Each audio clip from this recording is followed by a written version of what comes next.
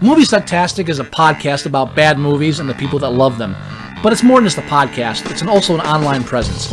If you want to know more about Moviesucktastic or want to become a part of Moviesucktastic, you can find us on Facebook, you can find us on Twitter at Moviesucktastic, you can find our blog at boothreviews.blogspot.com, or if you want to give your own reviews that we might use on the show, you can go to reviews.moviesucktastic.com and check out our own little lunch.com community for Moviesucktastic. Check us out and become a part of the show, because the only thing more fun than a bad movie is sharing it.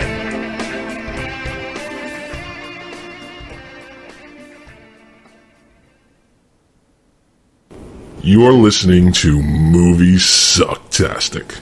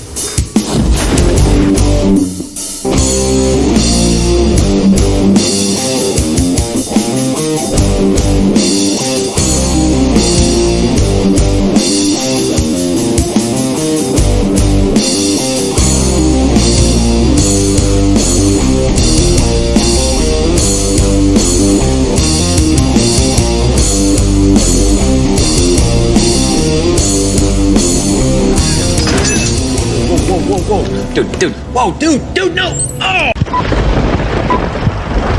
Well, hello. Good to have you. Yeah. Yeah, that's what we call it, a small anaconda. Here, you get the big one. Yeah. They changed the DNA. A new species has evolved. They're called mimics. Whatever they become, they destroy. Yesterday, they became It's human. not the order I put it in. It changed the order. The masters of suspense and science fiction are unanimous in their acclaim. Wes Craven, the director of Scream, calls it truly terrifying. David Cronenberg says it's intense. And Clive Barker calls it relentless, smart, and scary. Rated R. Now playing. Okay, now we're good. How come nobody's seen it? I think we have. Yeah, several times. I don't know. Technology, it's great when it works, but... Am I good to talk now? Oh, yes, I'm sorry. Welcome, everyone, to Moviesucktastic, episode something or other. 284. 284, Joey knows. He's the keeper of the numbers. I am the keeper of the snark. And welcome to Moviesucktastic. Apologize for not being on last week. I wasn't feeling well, and I said, fuck this shit. Yeah, but I'm better now.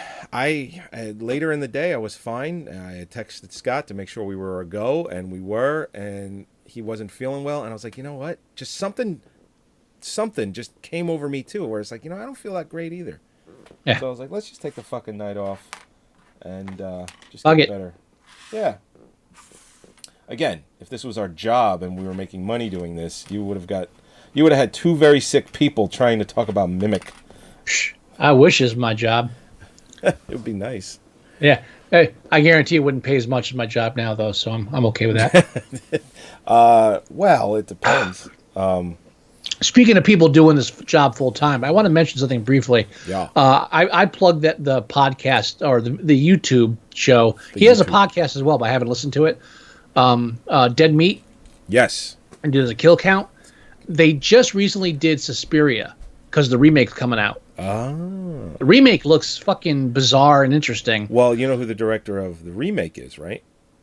I can't remember his name. It's just too Italian, but it's the guy that directed Call Me by Your Name. Is doing the remake for Suspiria. That seems like a reasonable jump. Yeah, I know. Well, what the fuck? You know what? He's probably in our age group, but because he grew up watching Argento and probably just is in love with Italian cinema, specifically, what? Nothing. What? As I said before, my Plex has a category called Italian cinema, Oh, jeez. Yeah. and it's all just fucking shit. But anyway, he's probably just in love with the Giallo, and he just probably jumped at the opportunity to do this. So that, even though he went from Call Me By Your Name to something like this, I just got a feeling that he probably is holding this close to the vest and wants to make sure to. Hey, all I know is I watched the trailer like earlier this week for the new Suspiria film, and it's almost unrecognizable to the original except for a few things. And thank fucking Christ, because I'm telling you, as a high schooler who was in love with Argento, as a 45-year-old, I'm like, this fucking untalented fuck. Now, all right, and before anybody gets pissed off, I just rewatched Suspiria because Kill Count was doing it, and Holly was like, I've never seen this. Wow. We should watch this together. Good opportunity. And an hour into it, she's like, I can't finish this. And I said, I can't blame you, because his visuals, his color choice, his framing, just fucking beautiful. The shot in the ceiling, the falling of the ceiling. I mean, that alone. Right. The problem is he insists on writing his own scripts. Yeah. And that's a problem. For the love of Christ, it's like Kevin Smith. Let someone else write your fucking films for a change. Try just directing. Just give. Oh. Now, I read a little while ago, not that long ago, pretty much when the trailer broke for the first time, which was sometime in the summer, that Tarantino reached out to the director personally to let him know how much he loved his remake of Suspiria. Oh, really? Yeah. So if Tarantino is coming out saying it was something special, it might be something special. What? Tarantino's blessing doesn't sell it for me. Okay. But the trailer looked interesting. And again, I said the trailer looked like, he's like, okay, let's see what we can do with this with a real story. It's like, oh, good. Yeah. Yeah. But anyway, the only thing I wanted to mention briefly, and I have not yet, again, I'm not like embedded in this show like a teenager is, like my daughter. So I don't automatically like know where he's going to know if I post something. I don't want to post on fucking YouTube about it, but I couldn't find his emails. Like, all right, fuck this shit. I'll wait. But my basic point was, during Suspiria, I'm watching it. It's been ages. And she's talking to the guy, girlfriend, or the boyfriend of his one friend of hers that disappears. Mm-hmm. And I'm like, I turned to Holly twice. I said, look, a young Udo Kier. It's like, look at those eyes. That looks like a young Udo Kier. I said it twice, right? And I'm like, wait a minute. I look it up. It's Udo fucking Kier. And so what pissed me off was, wait a minute. Not only does, and I love the guy. I don't even remember J something. Jay Jance, I think. I forget his name. He's great. I love him. But not only did he not mention Udo Kier when he's going through this entire film, it's the second film he's had with an appearance by Udo Kier that he has not mentioned Udo Kier.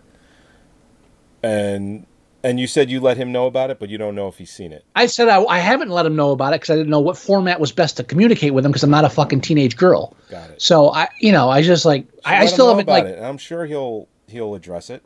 I've wanted to reach out and say, hey, I do a podcast too, and I do a podcast as well. But you have production value, and I love your shit. And yeah, because he does it for a living. Right. If we did it for a living, we'd have production value too.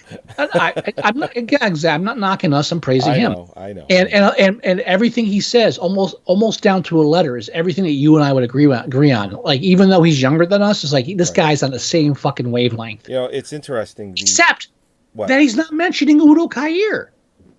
He might be too young for that, but I don't know. No, he's making fucking references. He's not too young. He does his research. He knows who Udo Kier is. It's interesting.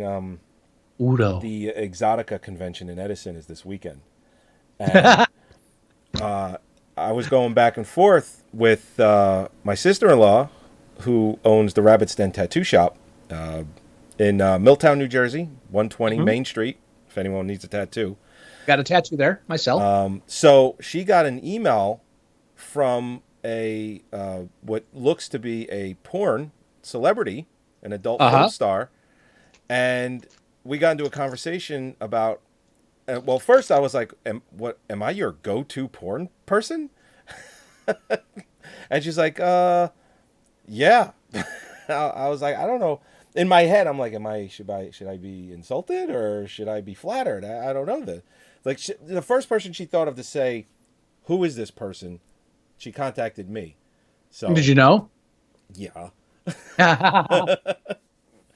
But anyway, but there's a younger person that works in the shop, and he's only like 22, 23 years old.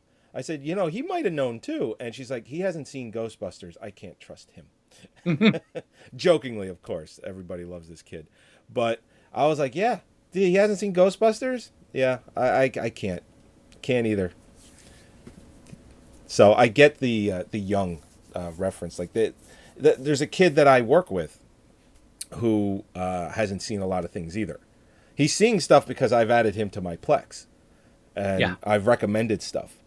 But it's that age gap, It's like this I don't even know why 15-year age gap.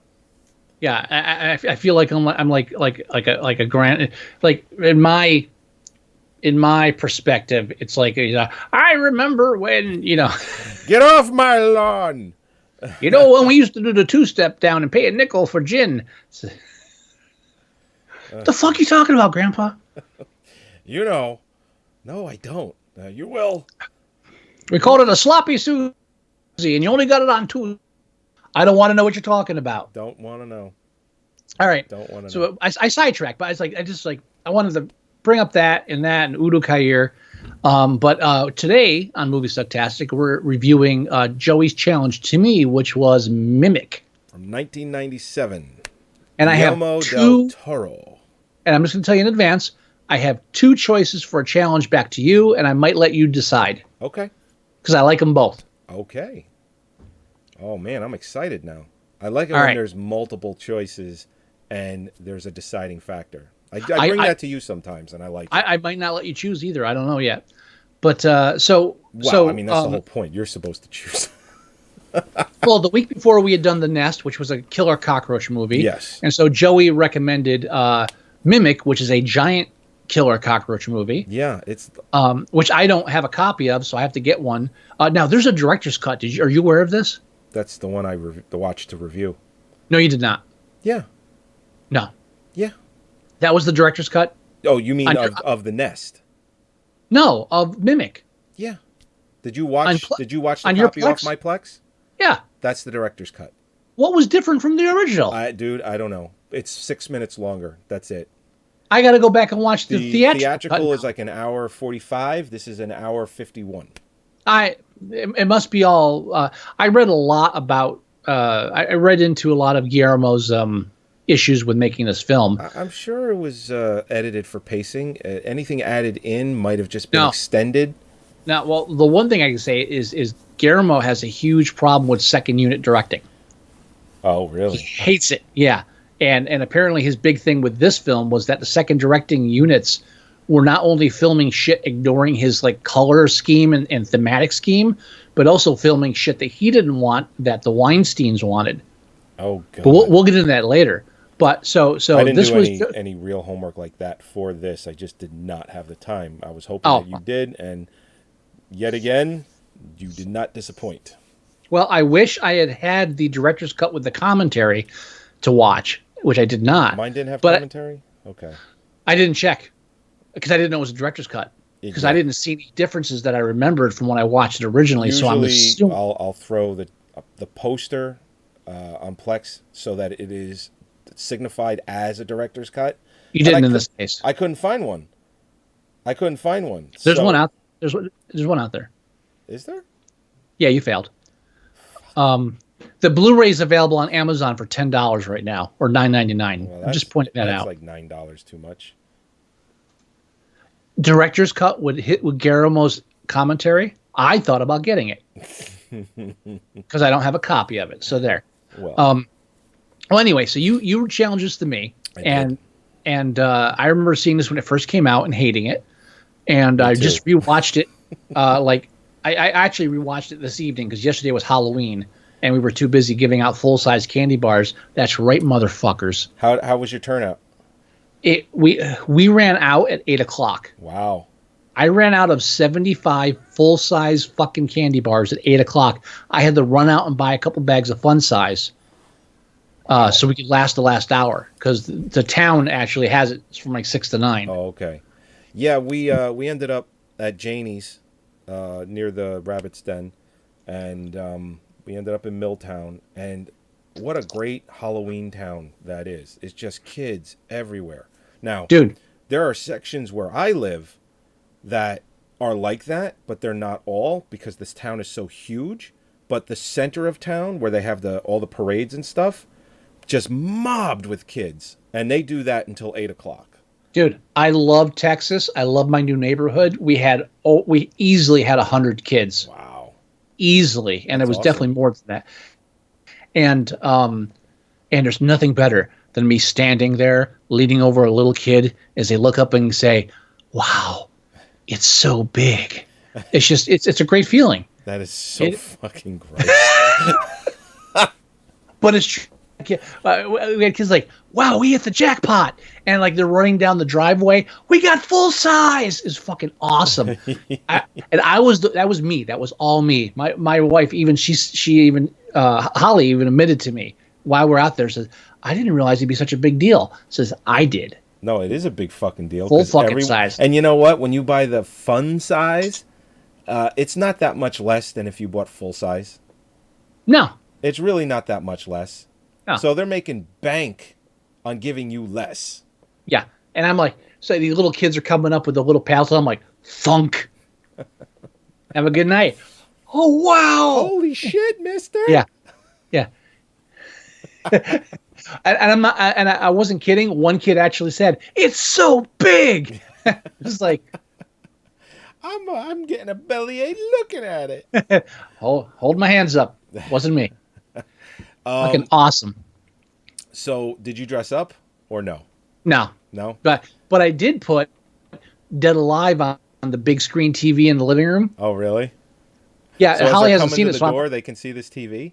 Well, I thought they couldn't because it's on the wall to this side and the doorway's over here. But then I went to get the doorbell rang once, and there was like 4 kids. And apparently, if you lean all the way to the left with our glass door open, right, you could just see the TV, and it was during the lawnmower sequence at the end.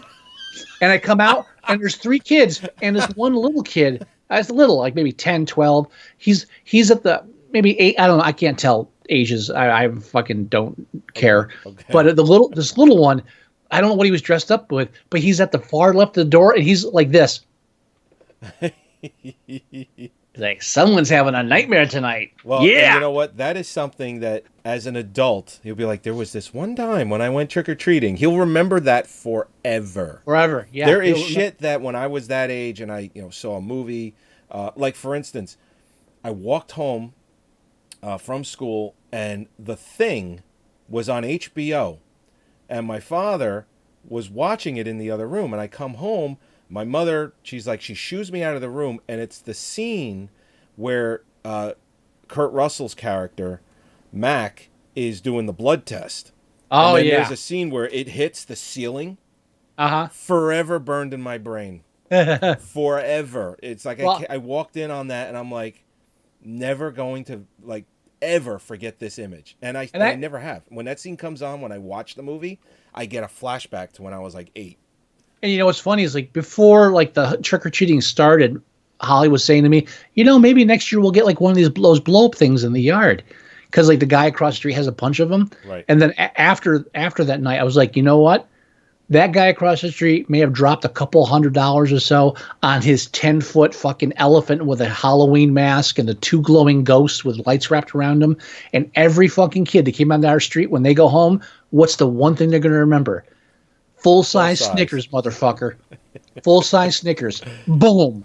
Now, that's it. I dressed up as Rick Sanchez. I saw, yes. And I think I'm going to be dressing up every year again, because this year we had my nephew's birthday party and my son's birthday party, because they're only 2 days apart. So this year we had their birthday party, and we decided to do a Halloween birthday party and told everyone, just like, get dressed up if you want, you know, and it was a huge success. So I think we're going to do it every year. So I already have my costume picked out for next year, because Danny is on a Back to the Future like kick right now. He is all about Back to the Future right now. He banked, or he marathon watched all 3 films Saturday, and I said, you know, I got the lab coat, I got the pants. All I got to do is change my shirt and get a different wig, and I could be Doc Brown. You could be Marty McFly. And he was so excited. Yeah. So, give it a year. Well, that's the thing. I already have a backup costume if he decides that he doesn't want to do that. So. Well, dude, like, this is the first time in over a decade that I've actually enjoyed Halloween night, because our last neighborhood up in Jersey was shit. The kids were assholes. And it was like that kind of neighborhood where, oh, Halloween's on a Wednesday, so we're going to have trick-or-treating at 3 p.m. on a Saturday. What the fuck is this? Wait, they were doing that in your neighborhood? Up north, yeah. Dear God. Never. No, yeah. No it's like, way. We can't go out at night. It's too dangerous. Let's go out to come. And down here, no. The only negative thing about Halloween down here was that parents were dropping the kids off and then following them with their hazard lights on. Oh, they were doing that last night. Dude, get out of your fucking SUV and walk with your children, you lazy cocksucker. No, I made it a point to walk with my kids. I was dressed up too, so. It was just, and a lot of parents came up to our door with the kids, and thank you. It was like a real great night. Did you have any adults come to your door in costume? What, trick-or-treating? Yeah. No, with their kids. Like yeah, I was dressed up. No, we had a decent number, yeah. Did they get a full-size candy bar? No, the parents didn't ask for candy. They're taking their kids around. Okay, I'm just curious because we got one group of teenagers who were like, "Hey, Merry Christmas," and I was like, "All right, whatever. At least you put on a fucking." You know what mask. I didn't like last night that annoyed me, and I feel like I'm the get off my lawn guy at, doing this. There were kids not in costume where they took their book bag and they put it around the front, and they had it open and they walked up trick or treat. Like, not in costume. All they had was a book bag. Wow. They were wearing it backwards. Hey, at least the few teenagers we got had like at least a mask on or something in a bag. It's like I was like, all right, I'm not going to give shit because I'm sorry. Holly was like, you don't want to get eggs? I don't give a fuck about being egged, but these kids are all right. I would have given them eggs. Like, yeah, right. Here's a fucking egg. It's like, here's some ketchup packets. And even when I was a kid and I saw kids not in costume doing that, it annoyed me. So, because you're a rational human being, and there's very few of us left. Yeah. I'm sorry, I didn't mean to lump myself into that. No, it's fine. But fine. Yeah, but, my best part of the entire Halloween night was a little girl like comes and she's crying before she even gets to me, and the mother's like, "Someone's tired already." She's all cranky, so she comes, little princess uniform costume, but she's all crying, and I put a Snickers bar in her thing, and she's like looks up to me, she's like little tearies. So I was like, I pull out an extra bag of M&Ms and throw it in, like her face lights up. Like, that's right, I'm the hero tonight. I'm the man. That's it. All the best candy. Fine, yeah, Full that's size, right. You come back next year. Full size, funny motherfucker. If you went to that little girl and you dropped it in there like you're dropping the mic. Full size, bitch. Yeah. Restraining order. I was sober that night, so let's not. Okay. Tonight, we're on my third glass of absinthe, actually. Ooh, nice. Did you do the sugar cube thing? Yeah. For the first glass. By the third glass, I'm like, whatever the fuck. No, it's only good for the first, because after that, you're like, I'm not doing that again. I'll tell you what. At least, unlike the time at your house when I had absinthe, this is still nasty, but I'm not fighting a gag reflex. I still have that bottle. It's on my bar still, with the strainer and everything. Is it still got stuff in it? Yeah. There's still some left. Yeah, don't drink that. That was fucking nasty. I don't know. Does that stuff go bad? I mean, I don't know. I doubt it. What's the proof on that? I don't even know. Well, the bottle I'm drinking tonight that my daughter procured somehow is 110 proof. Okay. That should last a really long time. No, we're halfway through the bottle. No. I mean, like I've had this bottle on my bar for 10 years. Okay. What? It was a housewarming gift 10 years ago. I bought like a huge like bottle of Bullet Rye Yeah. like a week ago. And then like last night my wife looked at it. I was like, "You're already like a third through that?" I'm like, "Yeah." I'm a large guy. Yeah. Well, she every time I say that now she gets angry, so I don't say that anymore. But what I said is I listen to the news every day. And just leave it at that. Yeah, that's all. I heard you guys voted early.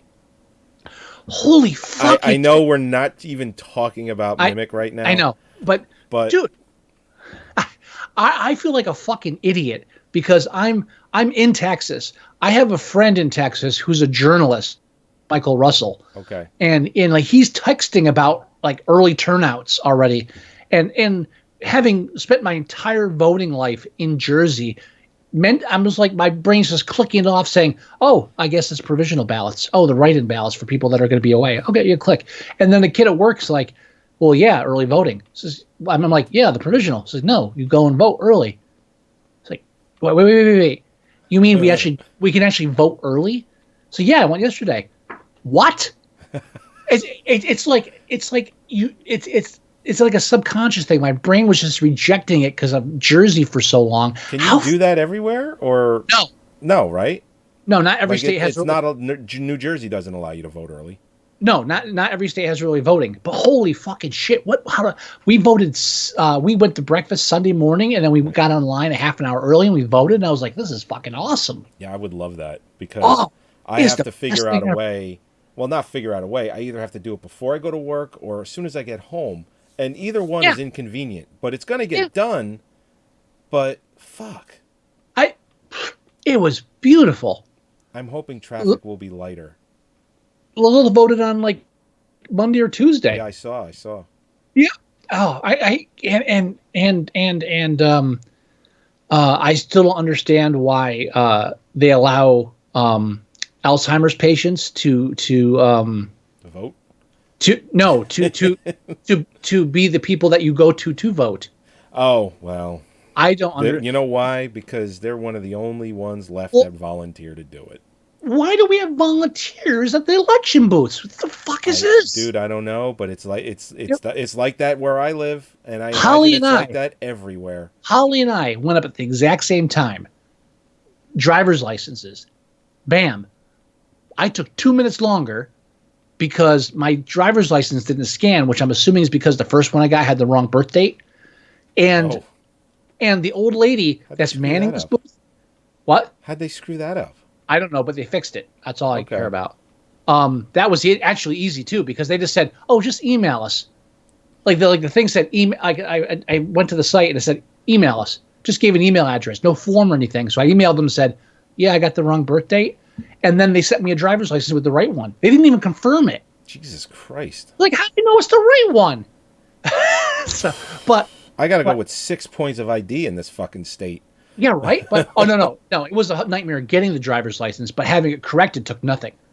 Wow. The old lady, since she couldn't scan it, she had to do it manually, and she couldn't read the driver's license. And we had a spirited 2-minute debate over what was my first name and what was my last name. Really? I can't even begin to describe you. How it was Scott, Wilson, Scott, Wilson. Is Wilson your first name or last name? Scott Wilson. So is it Scott, Wilson, Scott Wilson? This went on for a good minute solid, at least. But I still was able to vote. Let's be fair. Were you getting a kick out of it and prolonging it too? Because it sounds like you might have. No, because I didn't know what was going on until after we. It didn't occur to me till she. It didn't occur to me till she finally got to the address and I had to spell it for her. That I realized she can't fucking see the driver's license. Come on, please. But it worked out. We voted. I double checked everything, and it was like, oh, we still have the whole day. Yeah. Yeah. Awesome. I don't get Tuesday off. It's not a presidential election. I only get election day when it's presidential. That's because they don't. your video just is breaking up and freezing on me real bad. Not my fault. All right, so Mimic. Giant cockroaches. Yes, giant. This is cockroaches. this is Guillermo Del Toro's first American film. You're a cockroach. Right. Now it's his first American film. Right. So actually, I wanted to pull up. Did he do?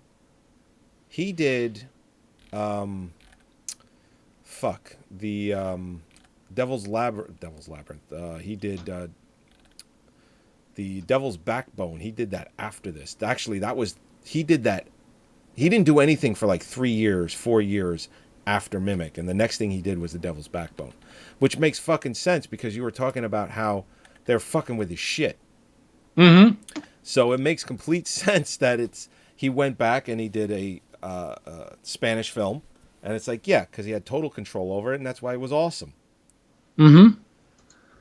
Yeah, I mean, and it depends on if you're what credits you're looking at. But the directing credits, yeah, he did Kronos. Well, Mimic was only his second film ever. Right. Not even just American. It was like his second movie ever. He did Kronos, and then he did Mimic. So I can understand, the Weinstein...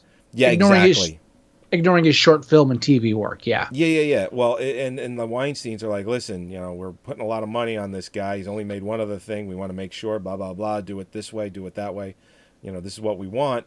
And I could see, because he's really, if you think about it, breaking in to the American cinema, and they're like, yeah, we're going to do what we want. We could push this guy around. Here's why I want to buy the $10 Blu-ray director's cut, which I was unaware of until recently, is that he discusses in detail and in recent interviews how much he fucking hates Harvey Weinstein. Really? Yeah. Apparently Harvey Weinstein did to this film what he's been doing to women for decades. Wow. Yeah. One beautiful thing was that I'll see if my copy has audio commentary. I don't think it does. I'll look. I haven't checked, but if it does, I'm going back and watching it again because I didn't realize it was the director's cut. Yeah, I just grabbed it super quick. I'm sure I could get one with a commentary. And I haven't seen this since it came out. This is not a film you go back and rewatch. Me neither. So I haven't seen this film since what year is it? 97? 97. I haven't. So I haven't seen this film in 30 years. 20 years? Oh, 20 years. Yeah, jackass. 21 years. Yeah, I haven't seen this film in 2 decades. So I'm watching your copy thinking, oh, this can't be the director's cut. I recognize everything. But it's not, because his director's cut wasn't about like scenes as much as it was like, again, colors. He has a different vision. And again, this is your Academy Award winning director of Shape of Water. That's right.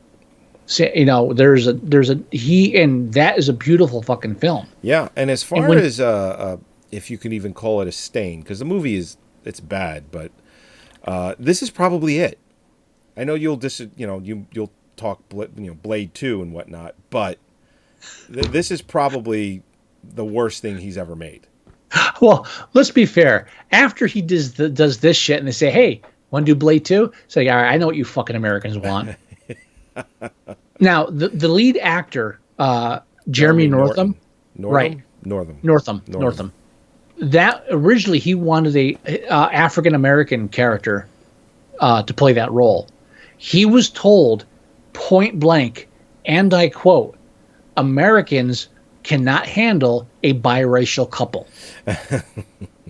Now, this isn't Weinstein the 80s. Can't handle it. Right. This isn't the 80s. This isn't the 70s. This is 97. Yeah, this is late 2000s. Or I'm like late 90s, too. I'm not saying that racism didn't exist in 97. I'm saying America had already grappled with the concept of biracial couples by 97. Like, America's good. This was not a new... Don't be a part of the problem. Be a part of the solution. Oh, yeah. So, like, they fucked with everything from the original Originally, this was supposed to be a short film. Oh, I could see this working as a short film. It was supposed to. It's based on a short story, and it was supposed to be part of an anthology. But then the Weinsteins were like, "Oh no, let's make this a movie."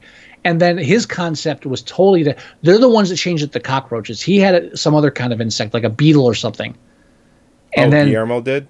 Yeah, and I read some transcripts. Some people like just actually write transcripts from the audio commentaries and post them online. Mm-hmm. It's a thing.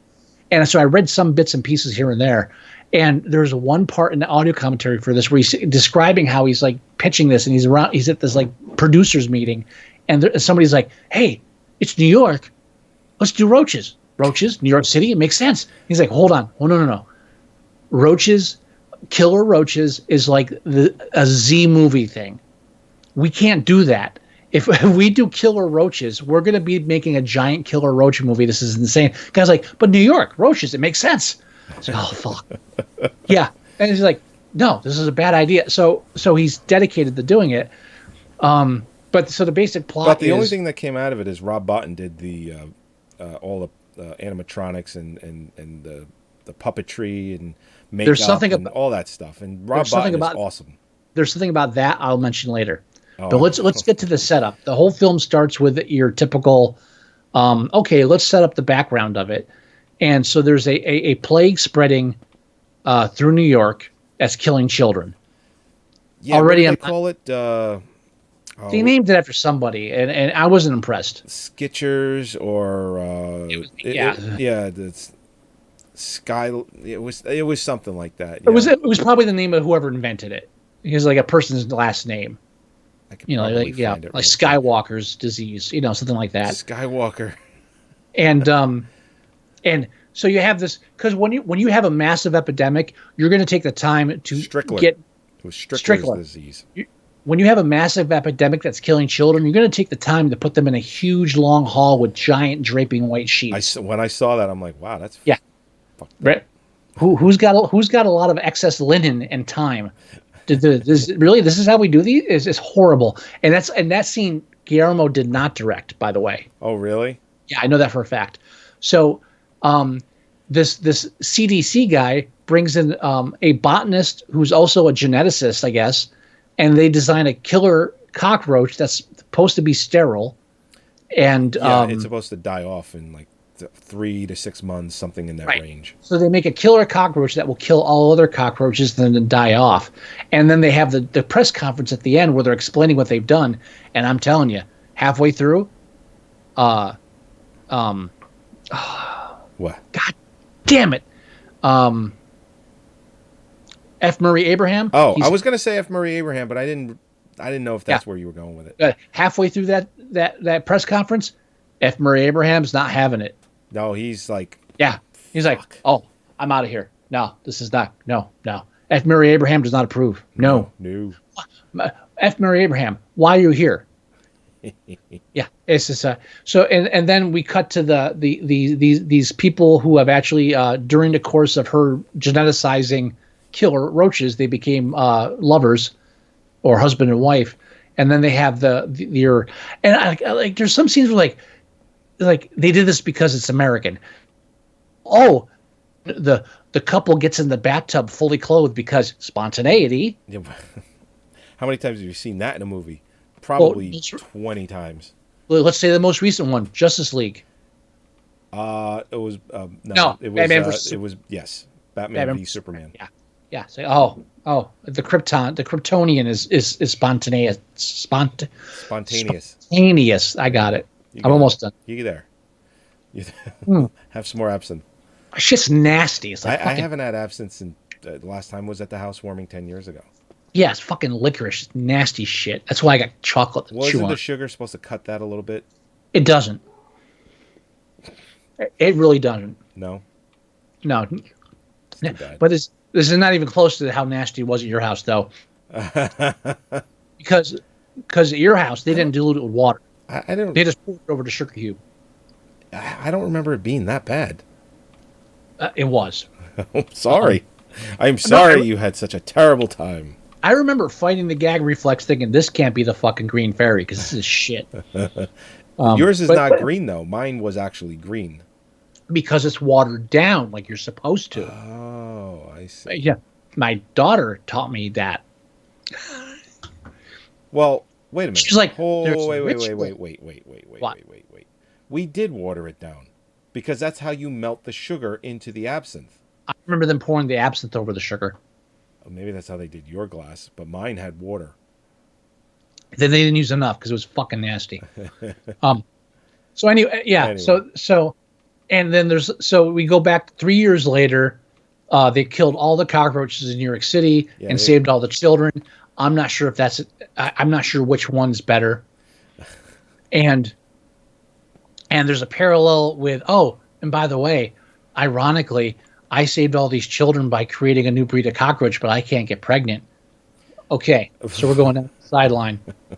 And it makes sense, I guess. Yeah, he's wearing bags of Isofers, balls, and they made it a point to mention that. And she's talking he gives her like this thing where it's like the what was it, like the urine of nuns?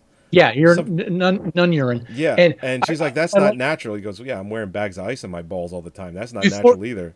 Before we realized that we were going to be slammed with trick-or-treaters, I turned it on last night on Halloween, and I was kind of half paying attention because I just poured a glass of rye, and so all of a sudden I just look up, it's like I'm putting ice cubes in my underwear for 6 months. That's not normal. And I turned to Holly and said, did I miss something? She's like, they're walked trying away for a minute. Yeah, they're trying to get pregnant. Oh, okay. I missed that. All right. So we went back this evening and rewatched it. So, but of course, lo and behold, now this film has more coincidences than fucking Les Miserables. Do tell. Well, I mean, so we've got Mia Sorvino. She's the entomologist / geneticist that's created a new wave of cockroaches to destroy the evil cockroaches that are killing children. So then 3 years later, she has 2 hooligan children that she pays to gather butterflies in the sewers. I don't know what the fuck's going on. And they bring her a surviving, ironically, they bring her, the one who created them, a surviving Judas bug, religious connection, Judas, opening scene with the priest being killed. Yeah. God, this is stuff that was lost in Guillermo's translation because of Weinstein, because, of course, he's a godless fuck. And so coincidence, they bring her, the person who created these things, an existing copy of that, and then she gets her CDC husband, who ironically was called to a location where a priest was killed by one of these fucking killer cockroaches, and a church that they're going through, and they happen to meet in a subway the old Latin man, Latin, Mexican, I'm not sure the proper terminology for that, and his autistic son. Giancarlo Giannini, he's fucking Italian. But he's supposed. But originally he wanted to be Latin American or Latin or American or Mexican. There is no way he's anything but Italian. All right, but originally he was supposed to be because he wanted the guy from he wanted the actor from Kronos to play in it. Oh well, yeah, Weinstein's probably nixed that fucking idea. All right, that was supposed to be right. So they had to get him though because the Kronos actor, I forget his name, he didn't speak English good enough. You don't speak the English too good. Well, apparently Josh Brolin did. Go figure. Oh, yeah. Dude, that guy's Thanos now. I know. How crazy is that? Yeah. Like when he's doing movies like this, and he's doing movies like what was the one with Kevin Bacon where he's invisible? Hollow Man. Hollow Man. He's doing movies like that. You're thinking, this guy, he did Goonies, and now he's just kind of a B actor. And it's like now he's one of the biggest actors in the fucking world. Do I need to point out that Josh Brolin, that Thanos is not the first DC Comics role he played? Jonah Hex. Thank you very much. Yeah. And then you think that it's like, yeah, now he's Thanos, and he's and he's fucking what's his face from Deadpool? Cable. Cable. Thank you. Which technically is Marvel, even though it was Image first. So. Well, yeah. But he had both of those movies come out this year. Hey, Josh is rolling. Fucking crazy. Brolin's rolling. Brolin's rolling. And rolling. The Sicario films.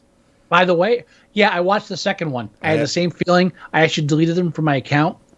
They weren't bad, but I just don't see myself watching them again. Oh, both Sicarios? Yeah. They were good. They were violent. They got my attention. But after I was done, I was like, there's nothing. I haven't seen either one yet. I really have to watch both. They're worth watching. Watch them. They're good. I did see the scene in the supermarket because I was testing the video, and I was like, holy fuck. Yeah. The first one opens with a similar holy fuck opening. Oh, really? They're worth watching. They're really good. They're really traumatic. They're really gritty. Why would you delete it then? You're just hard drive space? Well, no, just because when I'm done with the films, I was like, Then wouldn't that be most of our collection? Yes and no. They didn't leave a lasting impression on me. There's something about it's not for me. That's all. That's it. There was something about the films where they just didn't appeal to me. I can't explain it. It's just a personal preference. Okay. No criticism about the films. I have so many people on my Plex. When I go to say, oh, let me delete some movies or trim it, I'm like, you know what? I can't because somebody might want to watch it. Yeah, you can. Yeah. Yeah. No, I know I can, but I'm like, Well, it would be like, it's like, oh, did you see Sicario? It's like, I'll watch it one time, just like you're saying. And it's like, I probably won't ever watch it again. It's like, but have you seen it? No, you haven't? You should check it out. It's good. Dude, fuck those moochers. Moochers. It's why says the guy who watched. Yeah. Says the guy who watched Mimic on his account like 3 hours ago. Wow. It's why I have Gigabit. I have too many people on my Plex. Yeah, shut up. I have to now. Yeah, shut up. It's costing me money now. At one point, it was just like, yeah, this is great. I'll have a server. Next thing, it's like, yeah, I got like 12 or 15 people that can watch shit at any time. Dude, I've got you and my parents. That's it. No, I got like 12 or 15 people. No, fuck that. You need to weed some of that off. Well, not everyone watches shit at the same time, which helps. Dude, the other night, I was like, all right, I'm home alone. I'm like, I got the TV to myself. I feel like watching something. I forget what I was trying to watch. I think it was... I forget. But halfway through, it freezes. I'm like, motherfucker. And I check. It's like, oh, my parents decided to watch Ron White's comedy special. Why the fuck did I put that on there? And why are they watching it now? I'm halfway through a film I wanted to fucking see. And I can't text them to tell them to stop because they rarely watch stuff. Well, you know what you can do? What? You can just stop their stream. And they'll be like, oh, something must have went wrong. No, I couldn't bring myself to do it. And I forget what I was watching. I would have to check. But we're talking about Mimic, so I'm not going to check. Speaking of Josh Brolin, the whole interracial couple thing. Yeah. Another thing that came up is Guillermo wanted Josh Brolin's character to be gay. Oh, really? And he said, guess how long that lasted? One rewrite and that was gone. It's like, fucking Weinstein. Just what a fucking soulless cockbag. One rewrite and it was gone. Yeah, it's just ridiculous.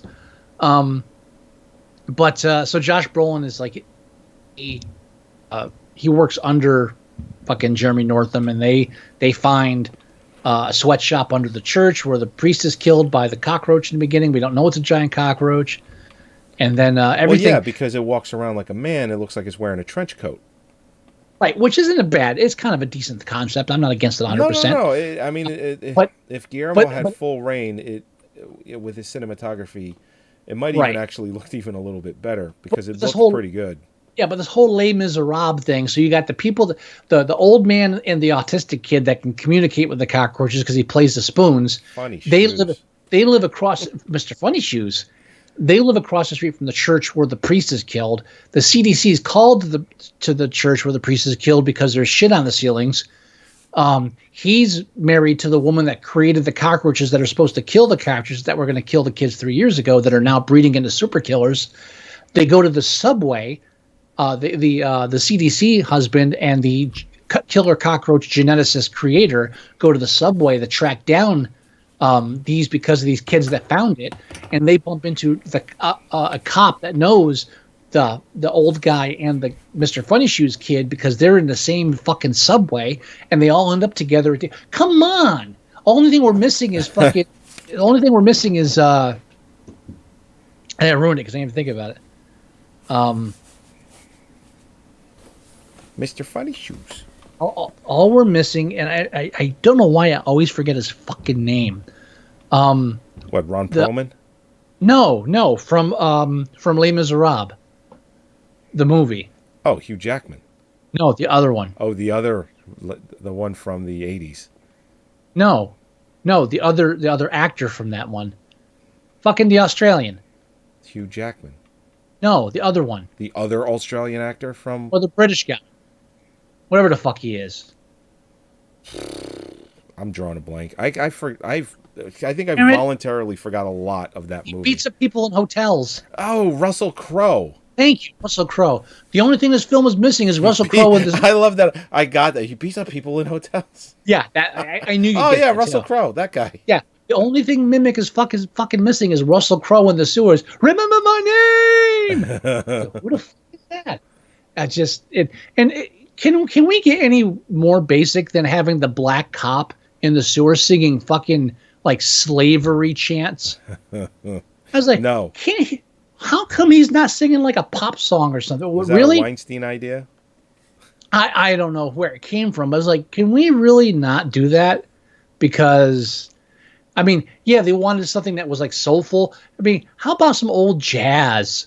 Do we have to go back that far? I'm not saying it didn't happen. I'm just saying it's just really, they have the only black character in the film. They have to resort to slave songs. Come on. That's like disingenuous. And so the only thing I agreed about when it came to the black character in this film is how pissed off he got at the fucking Jeremy Northam in it. It's like, are you trying to make this guy that much of an asshole? It's like when they get stuck in the sewer in the subway together. It's like, listen, white boy, you gotta stop fucking barking orders at me. What the fuck? All right, cat. We're gonna beat the cockroaches with a wasp. What the fuck's going on here? Stop talking at me. Yeah, unacceptable. Unacceptable. But I mean, everything. There's a lot of cliche bullshit in this film, and you have, based on Guillermo Del Toro's body of work, you have to believe, and his co-writer. Not leading up until this point, but after this, yeah, the body of work theory works. Well, but up until this, you had nothing. You really just had Chronos. That's it. You had Chronos. Yeah, Chronos has a lot of fucking weight. That is a fucking classic. Oh, well, yeah. But that's the only thing you have going into this film.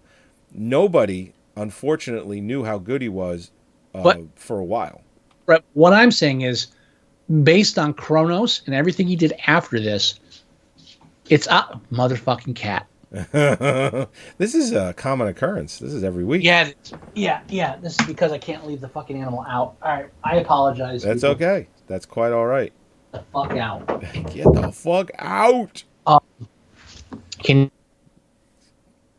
Grab him by the pussy. So all I'm saying is that, though, when you compare this, and also the fact his co-writer on this is a co-writer on a lot of his work. So this is somebody who knows his stuff. Oh yeah. It's not like they brought in somebody to rewrite his shit for him afterwards. He was involved in this stuff. But you just, a lot of the shit in this film, you watch it, and if you know Guillermo's work, you're like, he didn't do this because he had to. Oh yeah. Because he wanted to. He did this because he had to. There's a lot of cliche shit in here that Guillermo does not do in anything else that he has full control over. Yeah, I mean, he did want to break into American cinema, and unfortunately, this was the way in. And it's also, between this American film and his next one, it took 5 years. Because he did this in 1997, and then he did Hellboy 2 in 2002. And then he went from Blade 2 right to Hellboy. But then back to Spanish doing Pan's Labyrinth, which wait. Did you say Hellboy 2 back to Hellboy? No, I misquoted. I meant Blade 2 then to Hellboy. Okay, sorry. Yeah.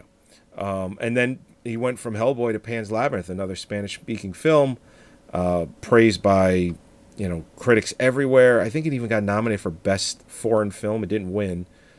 At least I don't think it won. And then he went from Pan's Labyrinth right to Hellboy 2. And then he did Pacific Rim. Well, but I forgive him that because that's his fucking Jurassic Park. Give him that. Oh, well, yeah. I don't. And you know what? it was entertaining. But at that point, he's like, all right, I know what the fucking American producers, American audiences watch. Here's what you fucking get. So honestly, I don't hold that against him. I do love, like, during one interview, or I think it's like was an interview or was like a speaking engagement. He said the two worst things that happened to me in '97 were that my father was kidnapped and that I made Mimic with Weinstein. Oh God, his father. That's right. Because they're really bad with kidnapping and ransom, and that was in Mexico, I believe, right? Yeah. Gee, and I wonder why people are trying to, like, run through the desert to get to here. Yeah. Gee, and Guillermo said the two worst things that ever happened to me in my life were at the same time were that I made Mimic and my father was kidnapped, and trying to decide which is worse. Oh, yeah, because his father lived. So. What he said was, at least with my father's kidnapping, I understood their motives. That's some fucked up shit right there. That's some fucked up shit. But there was one thing. I've got a couple of things that I looked up, and I'm trying to find the one because I want to quote it directly because this is fucking hilarious. Okay. It's not this one. Right? I'm looking at his. Resume of films. He has only made 10 movies. That's it. Doesn't matter. He got the Oscar. No. I know that, but you'd think that he has made more, but he has not. He has only made 10 films, which, you know, like, for someone that's been working for 21 years, you know, that's not a lot of movies.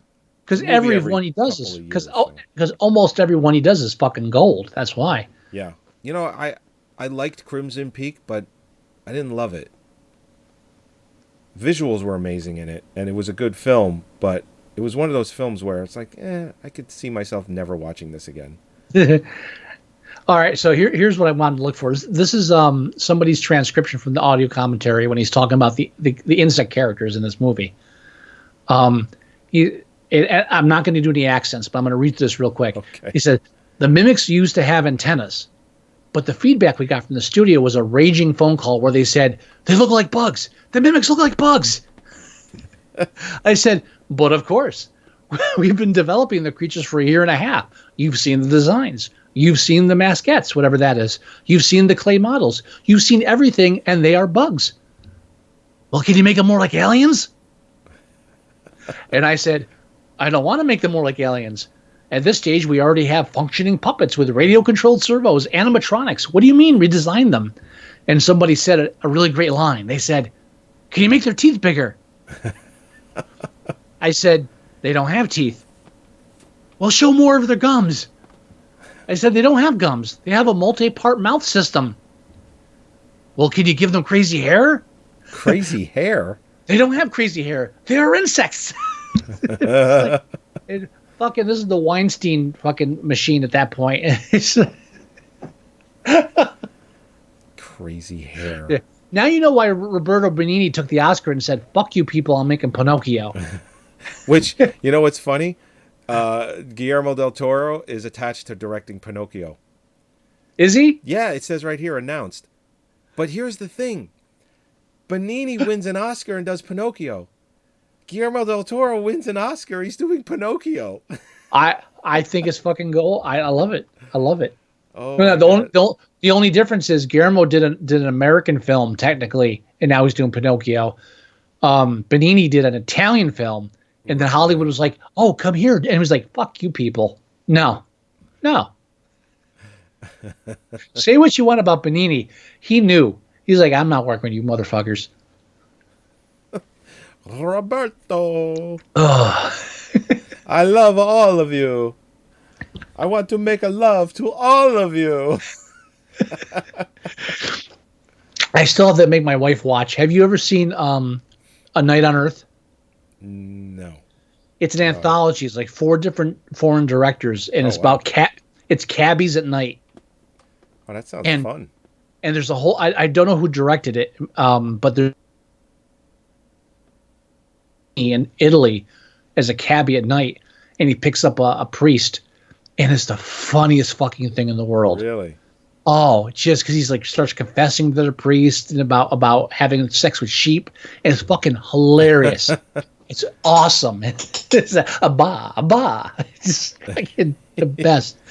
I mean, and you know what? The only reason Benigni got any kind of shit in America was because he turned down Hollywood. That's when they started talking smack about him. Oh yeah. Yeah, Good for him. Life is Beautiful. He was a genius, and afterwards, like, oh, this guy, this Italian guy with wacky stuff. So yeah, he probably made the best.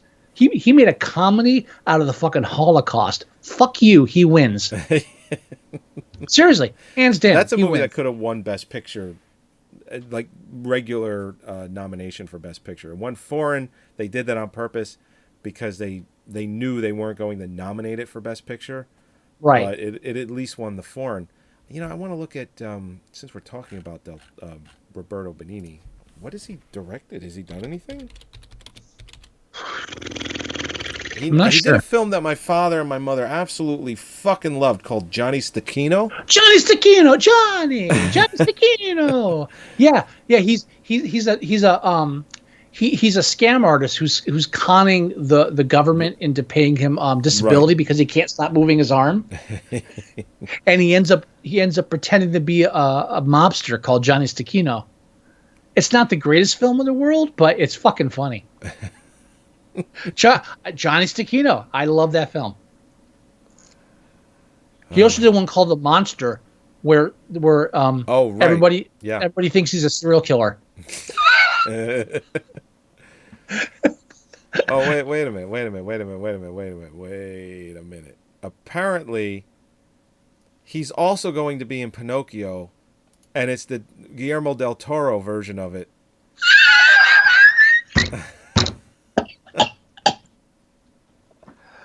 You're making that up, right? Wait, hold on. Are you making that up? He's playing Geppetto, whereas he initially played Pinocchio. Now he's playing Geppetto. Hold on, please. Hold on. I gotta click on this. Is this that? There's two sources. One says Del Toro. Then there's this one. Okay, it's not okay. It's Matteo Garrone.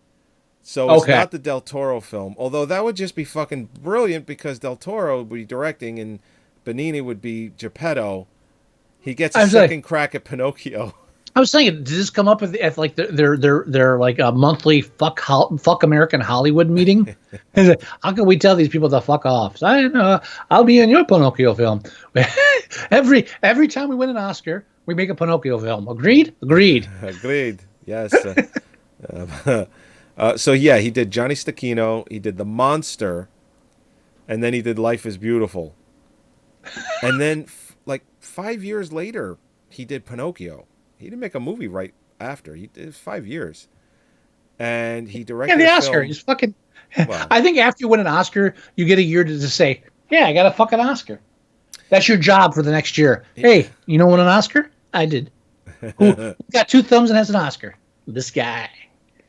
And then he won, he directed a film called The Tiger and the Snow. I've never even heard of that. I don't even know if it.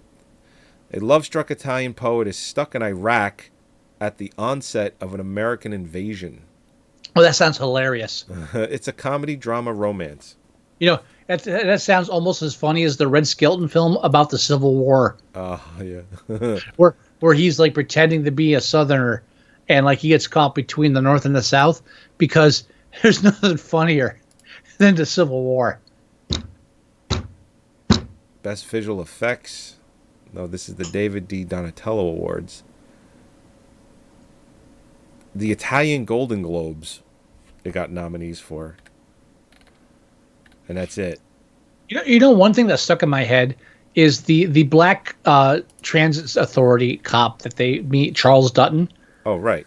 There's a part where they get trapped in this train car in the abandoned subway, which apparently he can't shut up. Apparently, there are hundreds of abandoned subways all throughout New York City, and I actually don't disbelieve that. I just think it's funny. There's old corridors like beneath new subways, and of course there's still power running. But that's weird.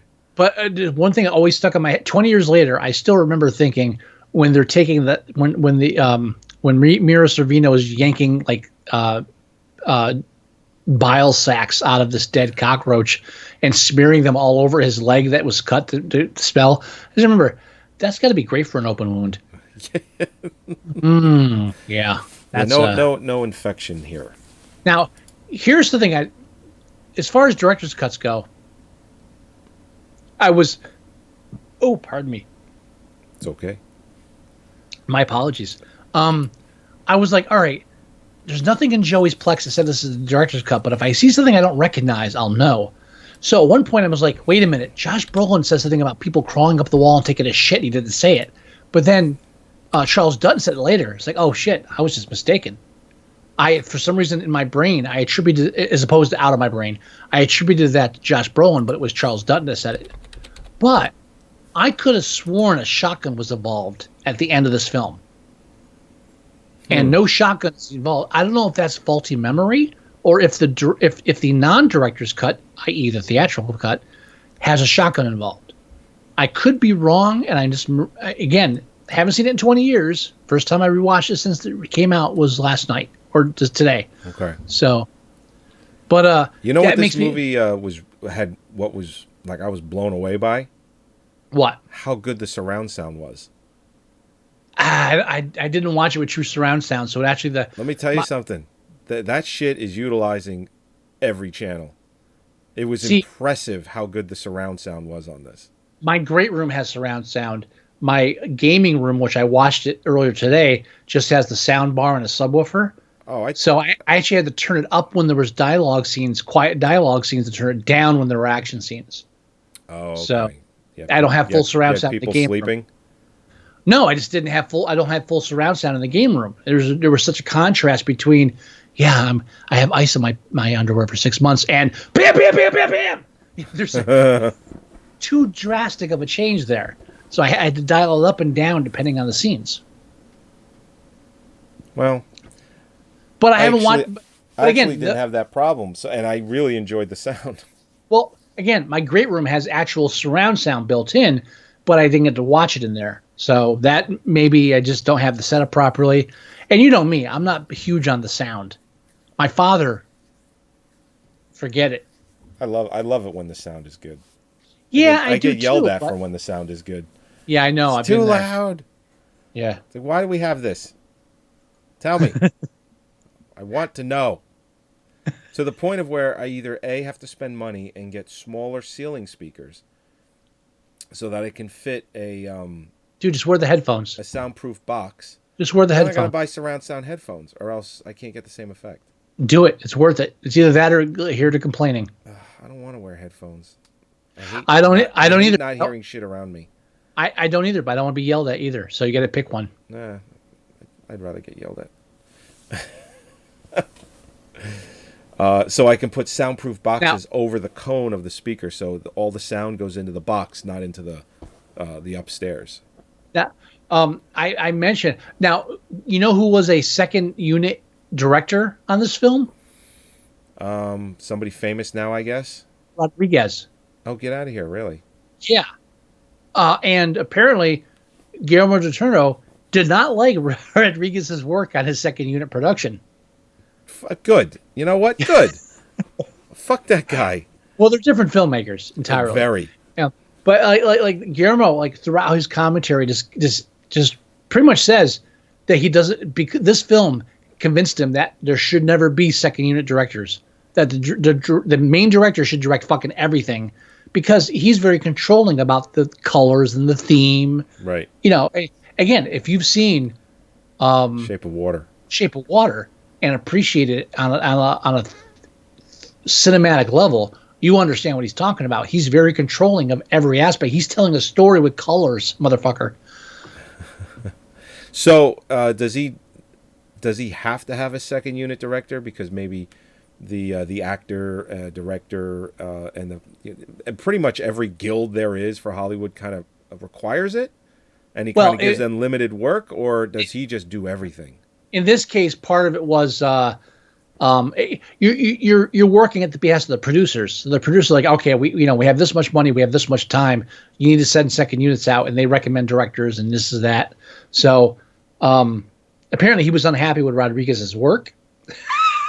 But again, because Rodriguez wasn't, and what happened was too, a lot of the shit that like that Guillermo didn't want in this film, that the Weinsteins wanted, the Weinsteins would have the second unit people shoot.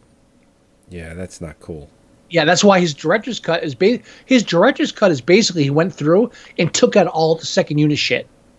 That's basically his director's cut. His director's cut isn't, oh, they cut this scene, they cut that scene out. It's like, yeah, this scene didn't have the right fucking colors. I cut that shit out. So, how come the film is 6 minutes longer then? Well, because does he there's have probably alternate cuts that he directed that he put back in? Most likely, yes. I haven't watched both of them because I didn't even realize I was watching the director's fucking cut. That's how subtle the changes are. Again, 20-year span, I watched a film and I couldn't tell the difference. I'd have to actually watch them like one after the other to tell the subtle differences. But Guillermo Del Toro is a subtle director. He's a subtle filmmaker. Everything he does is precision and fucking mathematical. He's doing things very specifically. So it's for him, it's a huge deal when, okay, the second unit goes out and they shoot the scene, but they shot it from this angle and they didn't use the color scheme I had, and that ruins the whole fucking theme, and you're fucking wrong. Now, one thing I love about the audio commentary, again, I didn't hear it, but I read some excerpts transcribed, is that when he went to make this film, the one thing he was told that you cannot do in an American horror film at all is you cannot kill children and you cannot kill animals. So, wow. So there's a scene that I'm talking about. Yeah. And he said specifically, I did that scene to spite them. Because they said no. Yeah. He's like, I think and I'm paraphrasing, but I think he even said, like, paraphrasing wise, it's a petty win, but I still feel like I won that one.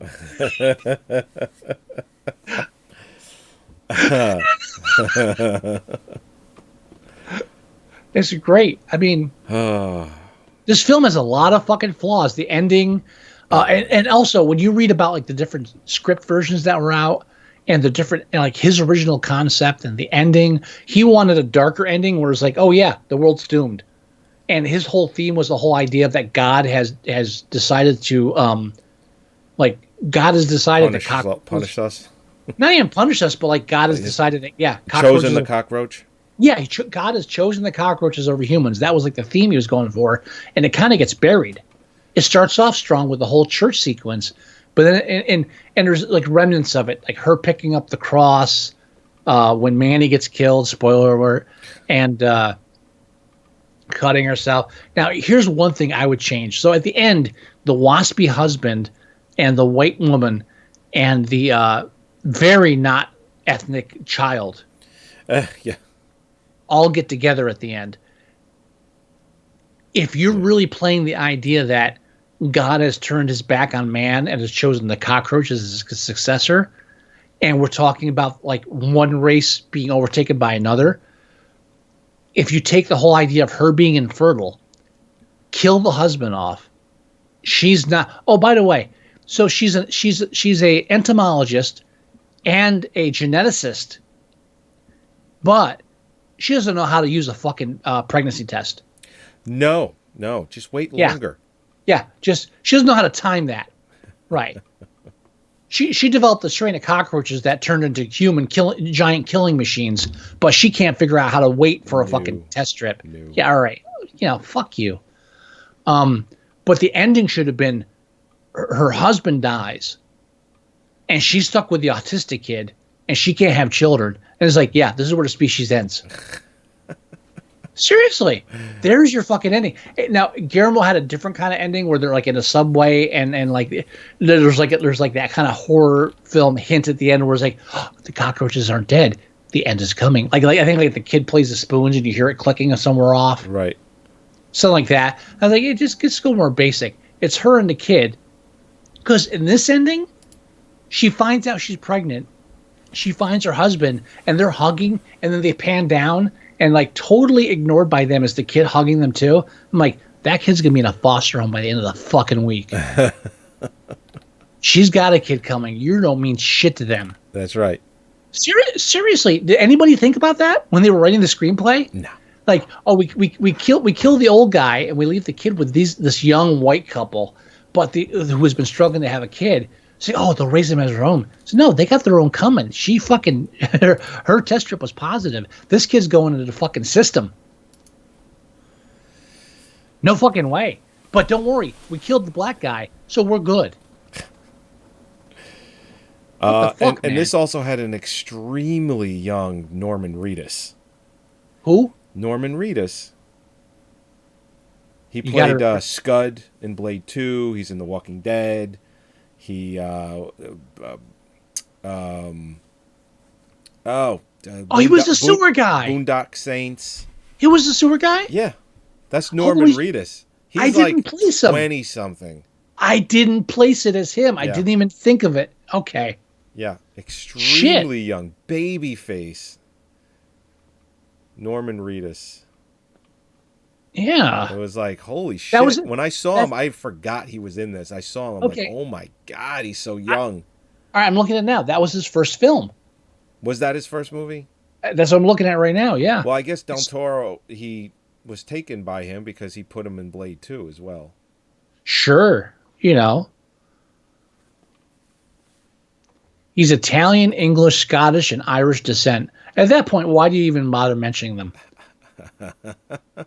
When your ethnicity like branches off in more than 3, don't you just say fuck it? Fuck it. I mean, I'm used to saying that myself, being a white honky. White honky. I'm like you go back far enough. I'm like you're Indian, European, Irish, Scottish, whatever the fuck. At this point, I'm just a mutt. It doesn't even matter. I'm my own race. You're making up races. Well, I'm saying, like, you know, if you go Italian, English, Scottish, Irish descent, that's 4 different countries. Why? How are you even choosing at that point? Just give it up. You know? I agree. You know, some of us aren't lucky enough to be purebreds like you. Well, you know? I haven't taken one of those DNA tests, but until I do, yeah, I guess you can consider me a purebred. Don't do it. It never works out well. No, I hear it doesn't. I thought of you, by the way. We were watching a Family Guy the other night. Uh-huh. And it was Stewie doing time traveling. And he's introducing, like, the past of different cultures. Oh, okay. And he went, oh, and this is the ancient times for Italy. Right. This is a bunch of cavemen banging rocks, saying, yo, yo, vowel sounds, yo. All right, I'm on board. Yo, you ain't driving so good. Yo, you eating? How you eating? How about this? Oh, one you night see this calamari? Ah. Dude, one night we told Alexa. Oh no. We said, Alexa, play Italian dinner music.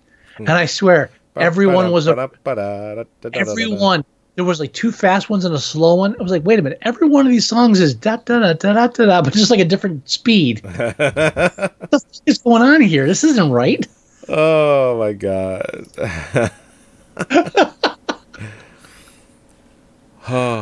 Anyway, yeah, you can't hear this, but it's everyone that's listening can hear it. It's like you hear this. It's like you know you're gonna get some good pizza pie. Maybe some spaghetti and meatballs. Oh, you know what? I was watching Mimic with Holly, and they get to the point where the MTA guy or whatever you want to call him is like showing them like the this is where the mole people live. He said, yeah, none of them can read or write, so they just use these hieroglyphic thingies. Like, homeless glyphics? What the fuck is this? And Holly looks at me, it's like, wait a minute, homeless people don't know how to read and write? They were children. You know, they did go to school. It's like, what do you mean they don't know how to read and write? It's like, so, you know, this is very mean towards homeless people. This is assuming that homeless people have no education. Like, you're born homeless. What the fuck? I didn't even think of that aspect. I was just like, homeless glyphics. And she's like, no, these were people. These were people that grew up, and then at some point they went underground because of something. They weren't born under here It's such a fucking bullshit aspect of the screenplay. It's like, oh yeah, the mole people, they're under here, and yeah, they don't read or write, so they draw these weird symbols to show where they're going. And look, here's an image of a cockroach guy looking like a human, and an arrow pointing this way. Yeah. What the fuck? Seriously? This is how serious you take this aspect of homeless people living underground because they're afraid of the common world? Oh, man. And again, I feel bad because she pointed out the aspect that was even worse. And I was just like thinking, oh, I came up with a funny phrase, homeless glyphics. Homeless. Oh, yeah. Man, but yeah, it's just the only thing that recommends this film. I mean, and there's stupid shit too, like when she's in her office and the cockroach breaks in to save the little cockroach. Oh, right. And there's like, it's right behind her, but then like she turns and it's gone. And there's like a shadow that implies it flew away. But then when one of them attacks her in the subway and when it flaps its wings, it's like, say, wow, these things are pretty fucking noisy when they're in the subway. But when they're in your office, they're like quiet like a ghost.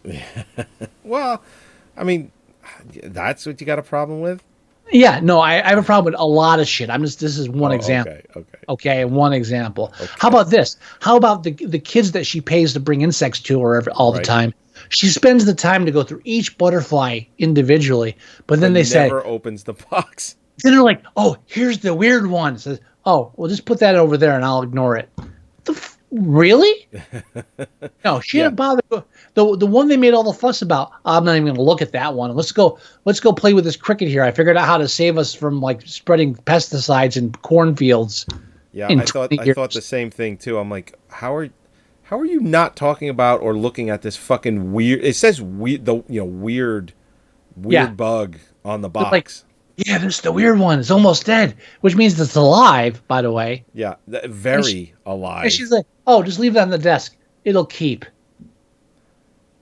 What? Maybe this is why she saved New York City's children from death, and she's working in a fucking museum in like a small office.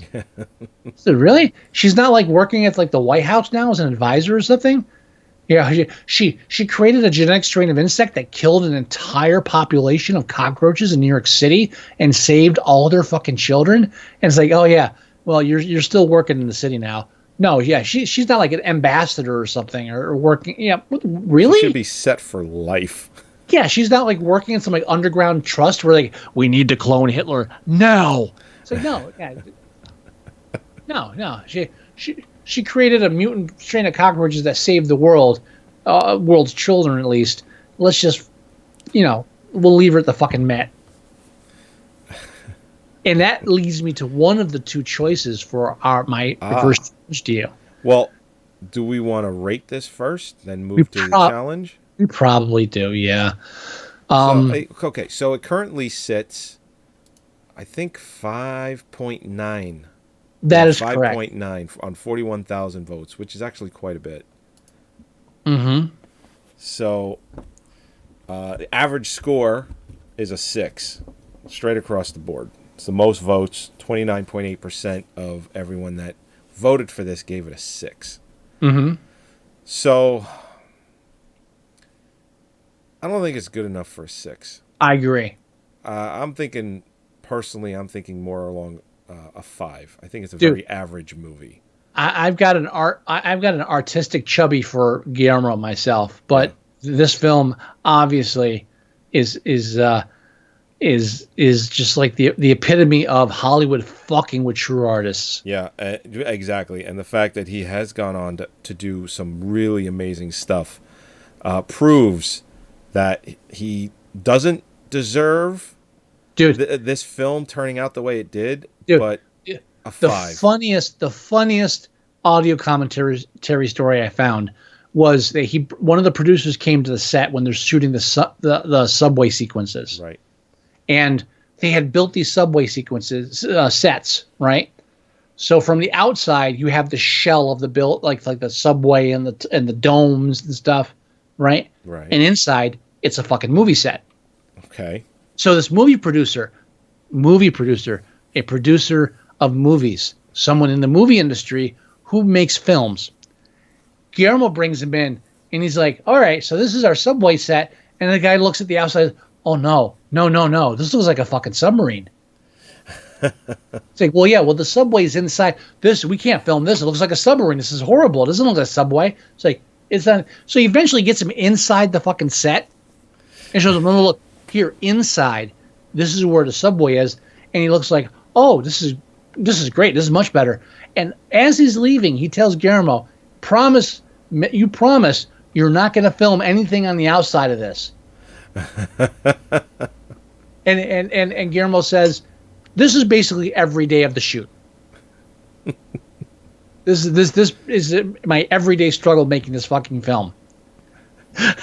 It's a 5, but none of that 5 rests on Guillermo's shoulders. No.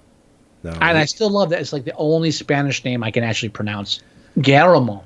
Del And Toro. I was actually trying to think to myself, did the Weinsteins actually call him by name, or did they fuck it up? Or I just call him G. Hey, G. Yeah, I was like, what nicknames did they give him? Like, Jerry, or they probably just like Mr. Del Toro. It's like the safest thing. I can't see any of these. I can't see Weinstein going Guillermo. Fuck these you gotta people. roll those L's and R's. I can't roll it. Guillermo Del Toro. I can't roll. There's that one part, one of Gary's songs, where he rolls his L, and I was like, I can't fucking do that to save my life. I don't know how he did it. I was like, I can't roll an R. I can't. I'm not bred that way. Robusto. Yeah, I'm too pasty white. I cannot. Is that roll. what it is? Yeah, that's really what it is. No ethnicity in you. It's the pure crackerness of my bloodline. Pure crack that prevents me from actually having any kind of depth to my pronunciations. I get it. You'll be fine. Yeah, but you ever notice that too? Like sometimes when people like you introduce yourself, like you have like a name like it's like Jonathan, right? And some people's like, do you ever go by Johnny? John. So are we negotiating what my name is? I've heard that. I'd not like me. to call you Johnny. It never happens to me because I have like one of the simplest names in the world, Scott. And there's no ever like, the only thing you ever get is Scotty. like, yeah, maybe someone will say Scotty on the side, and then you punch them and they stop. But like, right in the face. Like if your name's if you have like a name that has multiple syllables, there's like, I'm Jonathan. It's like, you ever go by Jonathan? You ever go by Johnny? About JJ. Ever call you JJ? I was like, it's like, dude, how about just call me that? When we introduced ourselves, I gave you my name. How about repeating that back to me and shutting the fuck up? It's the weirdest fucking thing. It just occurred to me. It actually just occurred to me today, and I had to share it with somebody. And you're the lucky one. Thank you. Yeah, you're welcome. But yeah, 5. I think 5 is good. Sense. I'm good with a 5. Now all again, right, so one of the slides that I have is the laser disc. This was a very big laser disc back in the day. What's a laser disc? When I was doing the slideshow and this came across, I'm like, I got to put this in here. I have to put this picture of the laser disc. Nobody knows what the fuck it is, but so once again, I can't get to the demographics on this. I don't know where you're getting this. What? I went right to the IMDb and I clicked underneath the 5.9 is the 40,000 or 41,000 ratings. You click on that. Not there on mine. I'm on the edge. That's why. Oh, you got to go in through Chrome.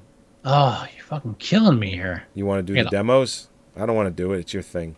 Hey, yeah, I got to open Chrome to do it now, though. Wow. I'm trying to think if I forgot anything else in Mimic. Yeah, you know what? Just looking at the demos, there's nothing fancy about it.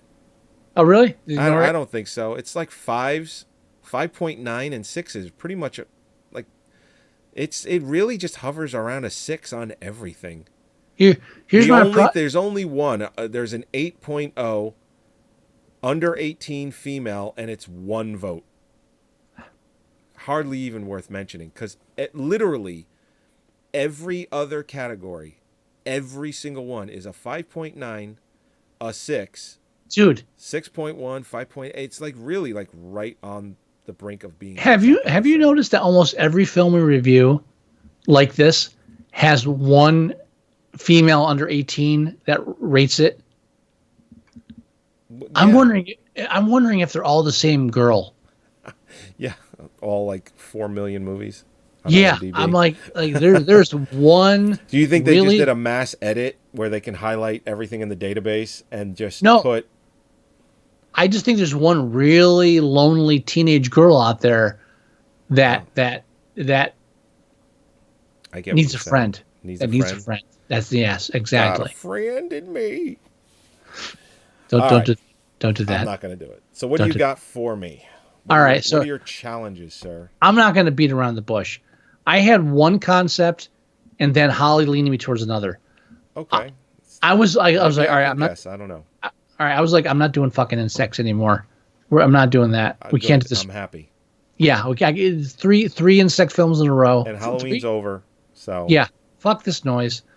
So I was like, all right, I'm just gonna go with the fact that every time I hear the title Mimic, I think of Relic. Oh, I was like, all right. There's also a museum involved, and there's also a creature and an evolution involved. yes. And it has Tom Came out Sizemore. around about the same time. And Tom Sizemore is always good for a laugh. Not in a good way. No.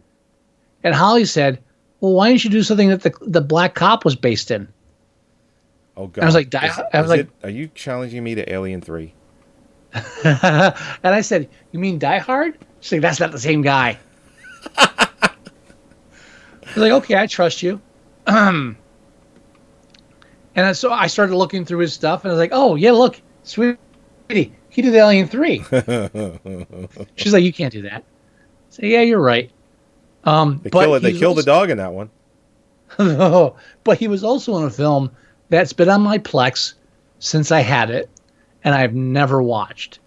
Oh, what the fuck? And I was like, this would be a great excuse to watch this shitty film, and I know Joey will hate me if I recommend it to him. And I think this is the one I want to go with. Okay. Without looking at his track record, can you guess what film it is? I'm trying to think. I mean, was this this obviously had to be a theatrical release, or it doesn't It was count. definitely a theatrical release.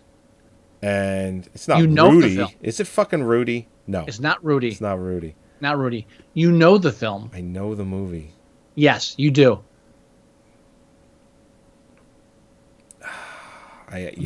No, I'm just like, other than Alien 3 and like Rudy, I'm really drawing a blank on Charles S. Dutton. I know he killed somebody. Okay, now the film that I'm talking about was made after this film by quite a few years. Oh boy. Okay. And it is not what's the other film he was in? There was one here I was like, yeah, it was not that one. I don't know why Rudy I'll would tell you come. what, you told me who's in it around the time period. I'm drawing a blank. All right, let me give you a more specific time period. Okay. 2010. Can you tell me someone else that's in it? Because I'm not getting anything from him. Let me put it this way. It's in one of our opening sequences. Oh. Mine or yours? Mine. Yours.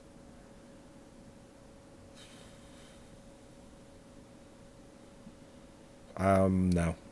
Let me give you a visual hint. Okay. Oh, wait a minute. He wasn't in Battlefield Earth, was he? No, but you're close. Yeah. Oh, no. Yeah. He was in the one with the Archangels, right? Legion. Fuck.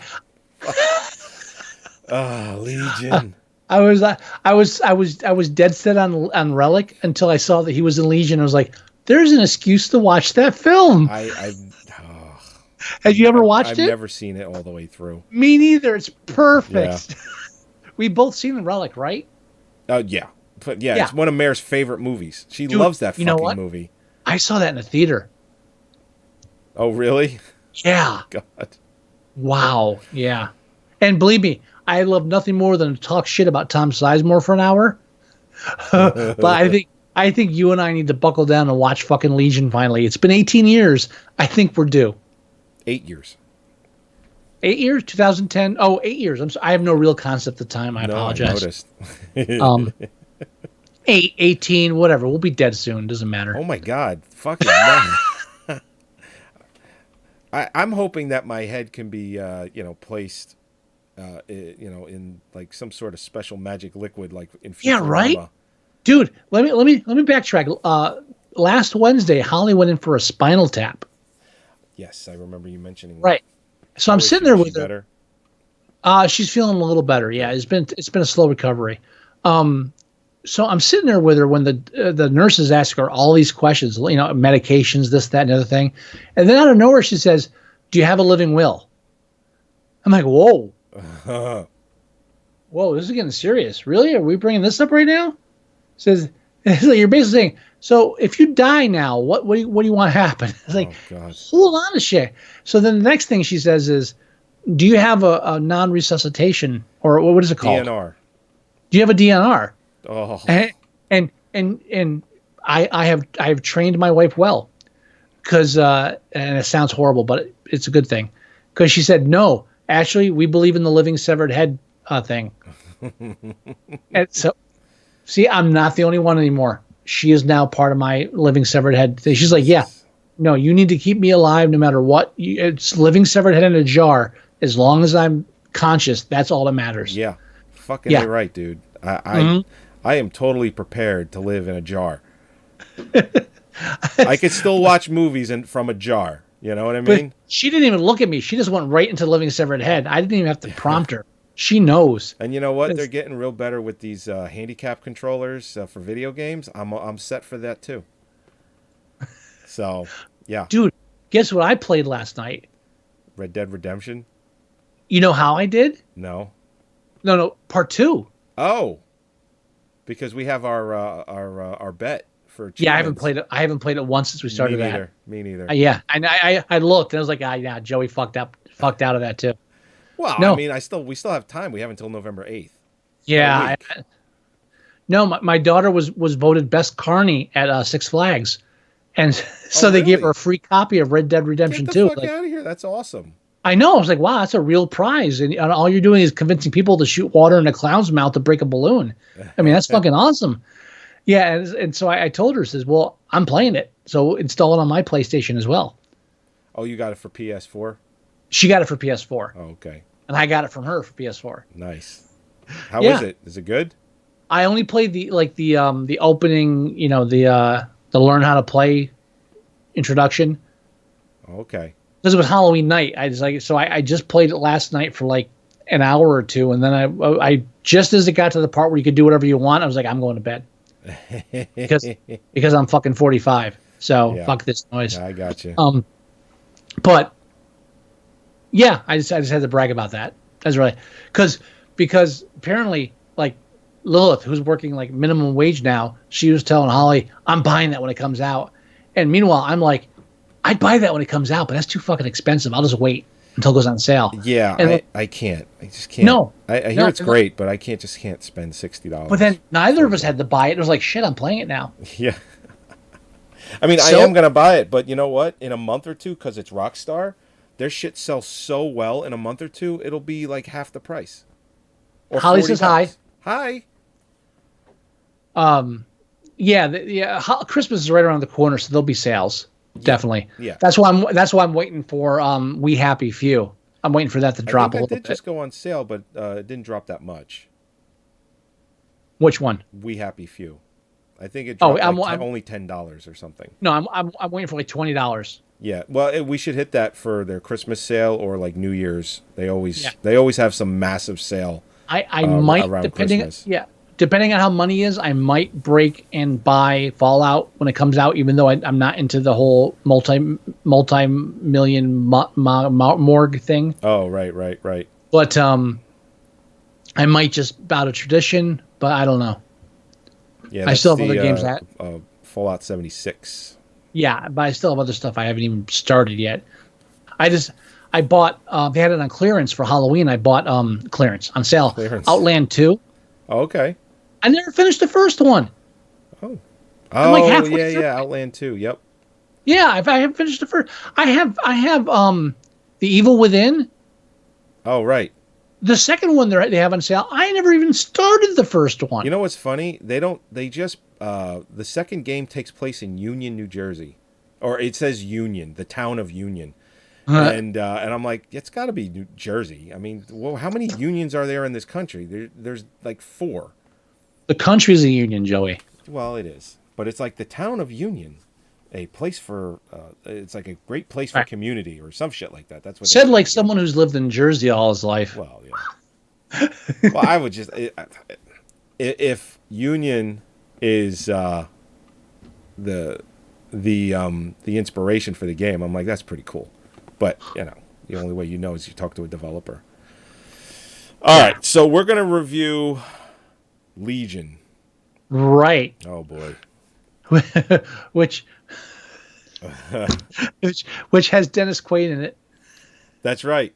He's like the big actor in there. Well, big actor, but I don't think he's like the top build or anything. I think he's just in there. No, I think they used him to try and sell this movie. I don't know. I think like when you say top actor, I mean like most recognizable. Oh, okay. But that's probably it. Dude, again, Quaid. I've been putting this film off since 2010. And I know you have too. I'm like, I'm not gonna watch this movie on purpose. If it's come up in a challenge, yeah, we're good. We're there. Oh, dude, by the way, I just blew up the poster. Right. And the Photoshop job they did to put an Uzi in the angel's hand. Oh, it's terrible. Is so fucking bad. It's like they just had like an intern do it. It's like, yeah, we don't even give a fuck anymore. Just yeah. I gotta see it now. It's amazingly bad. Oh wow, yeah. Holy Christ, that's fucking terrible. It's like, yeah, we went to like is that one of the original posters? I believe it is. Shit, yeah, it really is. It's almost like they said, hey, it's like whoever's doing is like, oh look, the webpage for Mafia Wars 3 has an image of an Uzi. Let me grab that. And that's Paul Bettany, who is Vision in the Avengers films. And he was Jarvis before he became Vision. He was Iron Man's robot. I like to remember him as Chaucer in A Knight's Tale. A Nice Tale, yeah. Knight's Tale, not A Nice Tale. I know the movie. I know, but you got to say it right. I said A Knight's Tale. It sounded like Nice Tale. No, please. It is a nice I'm not the tale. one that's been drinking absinthe all night, okay? Oh, dude, I had a coworker who saw a film recently. He's like, yeah, I thought it was weird. Like they had music that like wasn't from that time period. It's like, yeah, anachronistic music. It's like, yeah, it's weird. It's like, no, it's actually quite common. I mean, like, you've got Lady Hawk and then A Nice Tale and Plunkett McLean, and he's like just staring at me like I just like like I just started talking in Latin. And I was like, never mind, just go back to your fucking job. I said, Oh man, there is a lot of gummy types of special effects where the CGI of they just look like they're made of like the mouth gum. Yeah, it's very just like plasticky and gummy. The minute I saw Legion was on the list, I was like, oh yeah, Joey hates the fucking mouth thing. We got to do this, dude. Got to do this. The mouth thing, it's so fucking bad. And I hate it's it like so fucking much. And I could see from 2 still shots from the old lady in the diner and the dude from the opening of the show. That's it twice, and I can guarantee you it's done way more times in the movie. And it's one of those things too, where it's like my Plex account, I get to choose what's on it, and this movie's on it. I don't have it, so I have to get it now. All right, I do, and I'm like, I'll get it. Don't worry. But why? Why? I understand films that I want to see, and I understand films like, okay, man, I should see that. This doesn't apply. Yeah. Why do I have it? Obviously, I have an illness where I must injure myself on a regular basis. I don't know. And hang on a minute. I'm going to tell you wait, I might have it on my Plex. You might. Holy shit. You know what? I think I do. Let me look real quick. Movies. Oh, I can tell you exactly what I was watching when my parents started watching Ron White and I got pissed off. What was that? It's called Revenge. What was It's it? It's a French film called. All right. I forget if it was Saturday or what, but there's one day I was like, all right, you know what? I'm just watching fucking movies. So I watched Ocean's 8.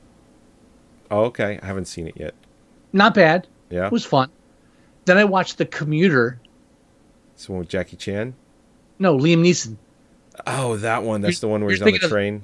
You're thinking of The Foreigner. The Foreigner, yeah. Yeah. The Commuter's the one where he's on the train, and Norma Bates from the Bates Motel TV series makes him like try to kill somebody. I do not have Legion, so I got to get it. All right. Well, I've got it if you want to watch it off mine. No, I get it. And then the third film I watched. So I watched like a mainstream film, and I watched a cheesy, shitty mainstream film, and this French film called Revenge, it's a rape revenge flick. It's I Spit on Your Grave, but in the desert with French people. Got it. And it's pretty good. The ending is fucking amazingly bloody. Oh, I really? mean, like, yeah, the end is just like, Jesus, there's so much blood. This is really, it's a decent film. I'm like halfway through it, and all of a sudden it stops. Like, what the fuck? And I look up, and I look it up. I go back to my computer in my office. It's like, oh, someone's watching Ron White. I wonder who that is. Why do you have it? Because I mean, I like Ron White. I don't dislike him, but because I still don't have grab any of his comedy. specials. I still grab comedy specials of comedians that I like. So then I occasionally can go and watch them. If I don't like them, I delete them. Okay. But of course I grabbed what my parents like. So I was like, fuck. And it's like, it's a weekend. It's like, God damn it. So I just had to fuck with the speeds for a couple of times, and then it finally started playing again. Oh, okay. Well, yeah. Well, first I'm watching it's fine, and then all of a sudden the resolution shot to like 10-bit. Well, you can change that for them. Yeah. Everybody outside of your house, you can choose how they see it. I do, but it never sticks. I don't know what's going on. No, it'll stick. You got to do it at the server end. You change it to 2 megabit, and you'll be fine forever. I'm telling you, I do that, and it doesn't stick because computers hate me, and I work for technical support, so that's funny.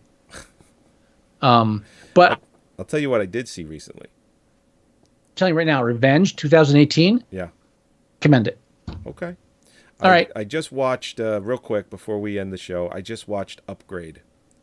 Oh yeah, and I thoroughly enjoyed it. All right. Did you like the ending? Not really. Thank you. We're getting too old. Yeah, it must be. The ending hit, and I was like, well, that's not fun. Yeah.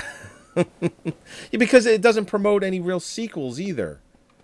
Well, I don't give a shit. Not that I'm asking for a sequel, but it's like, not to give away the ending, we could talk about it off air, but there's a different way I would have ended that, and it would have been fun. Right. So. Well, here's the hypocrisy in our views, because we were just talking about Mimic, and I was talking about how the ending would be great if the husband died, and the woman realized that she was going to die childless, but had to raise this autistic kid that she didn't even know. Right. And that this was a portent for the end of humanity. But with Upgrade, I was like, well, this is a downer. So obviously my priorities are all fucked up. All over the place. Yeah. But all right, let's end this. You know what it is? I really do have a problem with a film where they make you care for a character and then they fuck you at the end. Yeah, that is true. Again, certain films it works. Miracle Mile. Ex Machina works in that. Ex Machina. It works there too. It works really well in that. Right. But for some reason, Upgrade, I was like, couldn't you end more like Hardcore Harry did? Or Hardcore Henry? Yeah. Yeah. I was like, that's a better ending. And even as I'm thinking, I'm like, you pussy. The fuck's your problem? This is a perfect film. Shut the fuck up. It's like, but I don't like the ending. Shut up. I start hitting myself and everything. It's all awkward. Everybody. I end up crying in the shower. What? Don't cry in the shower. Okay. Thank you, as always, for joining us for another episode of Moviesucktastic, episode 284. Pretty sure it's That's a lot. Yeah, it's a lot. So you can go to our website at moviesucktastic.com. You can download the show there. You can listen to the show there. You can join us live every Thursday at 8 o'clock and hang out with us while we review something and just tag along. It's a lot of fun. You can go to our Facebook page. It's facebook.com/Moviesucktastic. Everything we post from when we go live to trailers to just whatever we think is fun or cool goes on there. Like, for instance, I downloaded Penitentiary 2, and I have to take a screenshot from the opening because they use a Star Wars scroll in there. And I'm like, wow, this is way out of fucking place. But in the beginning, the main character is talking to his sister, and it says funky music playing. And I'm like, I got to take a screenshot of that. And I got to put it on the Facebook page. Oh, dude, recently there's been some great... we've been putting on subtitles for some of these films because the accents are so thick. Right. And sometimes some of these... and these are closed captioned for the hearing impaired. Okay. Like on Netflix. So sometimes the descriptions are just fucking awesome. They are. I my favorite is still the one I have that was on our that I put on our Tumblr page from Night of the Comet. Oh yeah. When they're shooting the machine guns and it's just a girl holding her ear and it says Cox. You can go to our iTunes. You could download or listen to the show there if you go there. Make sure you leave us a review. We always appreciate it. You can leave us email. The address is themovieguys@moviesucktastic.com. If you want to leave us voicemail, which we will play on the show, as we will read your email too. That's 908-514-4470. And you can download the free app for your Android device. 100% free. Everything I said is in there, and it's pretty awesome. You should get it. But it doesn't work. Stop. They don't know that. They're going to know it when they can't find it. Yeah, well, they're going to find out that it's going to be working eventually. So when they listen to past episodes, we don't have to do this every time. If you get me that fucking code. I know. I'm trying. I'm fucking busy. Preparing for a massive upgrade is going to take 2 years of my life. Anyway, and that's it. Do you have any words of wisdom, Mr. Wilson? Oh, fuck, I had something and I forgot it. It was good, too. What was it? Mr. Damn Funny it. Shoes. Mr. Funny Shoes. Yeah, I can go with that, but it doesn't feel right. No? It's okay. Hey, yeah, it's whatever. Guillermo. It's an average ending for an average movie. Guillermo. Del Toro. All right, everybody. We'll talk to you next week. Bye. Bye. Guillermo.